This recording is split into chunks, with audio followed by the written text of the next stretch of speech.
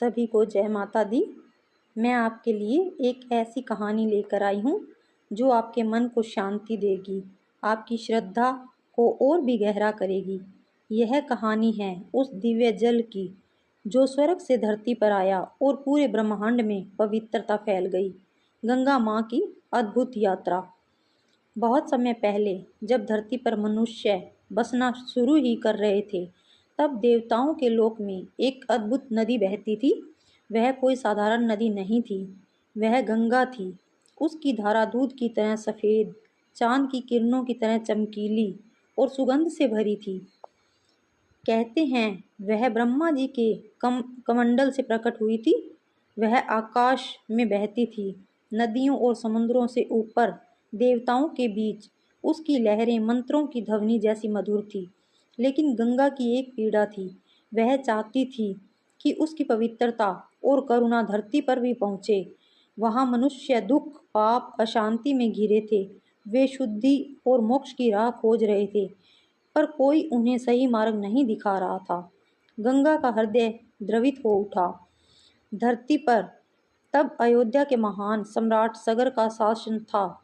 वे पराक्रमी थे, पर उन्हें संतान का सुख नहीं मिला था।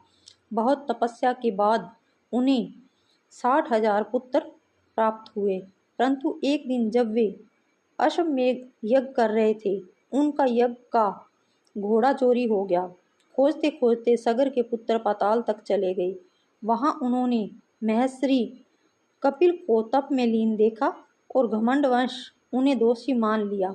क्रोध से भरकर उन्होंने महर्षि का अपमान किया। महर्षि ने अपनी दृष्टि उठाई और उनकी शक्ति क्षीण हो गई।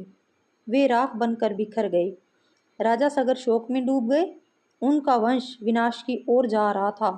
तभी बताया गया कि उनके पुत्रों को मुक्त तभी किया जा सकता है जब स्वर्ग की पवित्र गंगा धरती पर आए, उनके अस्थियों को छूकर उन्हें मोक्ष प्रदान करे।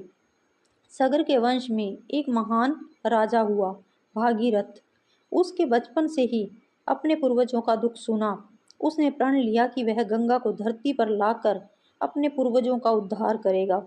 उसने कठोर तप किया, वर्षों तक उपवास, ध्यान, जप और सेवा में लीन रहा। उसकी आत्मा की शक्ति से देवता भी प्रभावित हुए। ब्रह्मा जी प्रकट हुए और बोले, भागीरथ, तुम्हारा संकल्प महान है, गंगा अवश्य आएगी, पर उसकी धारा इतनी प्रचंड है कि धरती उसकी वेग सह नहीं पाएगी। तुम्हें शिव जी से सहायता मांगनी होगी। भागीरथ ने पुनः तपस्या की। इस बार उनका मन शिव के चरणों में समर्पित था। उसके तप से महादेव प्रसन्न हुए। महादेव ने भागीरथ से कहा, मैं गंगा को अपनी जटाओं में धारण करूंगा, उसकी धारा को नियंत्रित कर धरती पर भेज दूंगा। गंगा ने भी भागीरथ से पूछा, धरती पर जाकर क्या होगा? क्या मनुष्य मेरी पवित्रता का सम्मान करेंगे? क्या वे मेरे जल का सही उपयोग करेंगे? भागीरथ ने विनम्र होकर कहा, हे देवी, मैं वचन देता हूँ कि तुम्हें पूजा जाएगा। तुम्हारे जल से पाप दूर होंगे। मनुष्य तुम्हें माता मानकर तुम्हारी सेवा करेंगे।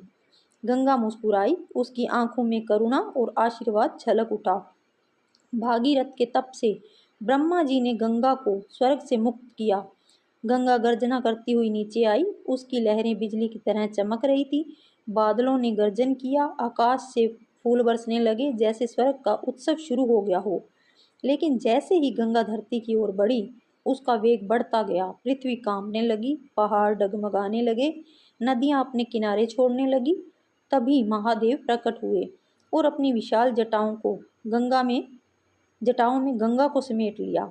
उसकी धारा जटाओं में घूमती रही, मानो नृत्य कर रही हो। धरती राहत की सांस लेती रही। कई वर्षों तक गंगा शिव की जटाओं में निवास करती रही। भागीरथ प्रतिदिन पूजा करता रहा। अतंत महादेव ने कहा, अब समय आ गया है, मैं तुम्हें धरती पर भेजता हूँ। तुम्हारा वेग नियंत्रित रहेगा। तुम अपने प्रेम से मनुष्य को पवित्र करोगी। शिव की जटाओं से निकलकर गंगा धरती पर उतरी। भागीरथ अपने रथ पर अग्रसर था और गंगा उसकी पीछे पीछे बह रही थी। पहाड़ों, वनों, मैदानों से गुजरती हुई वह धरती को आशीर्वाद देती गई। उसके जल से खेत हरे भरे हो गए, पशु पक्षी प्रसन्न हो उठे। मनुष्यों ने उसकी पूजा शुरू कर दी। भागीरथ गंगा को लेकर अपने पूर्वजों के अवशेष तक पहुंचा। जैसे ही गंगा का जल उनकी अस्थियों को छूता है, 60,000 पुत्र दिव्य ज्योतियों में पवित्र होकर ऊपर उठते हैं। आकाश में देवता पुष्प वर्षा करते हैं, गंगा का जल और अधिक पवित्र हो जाता है।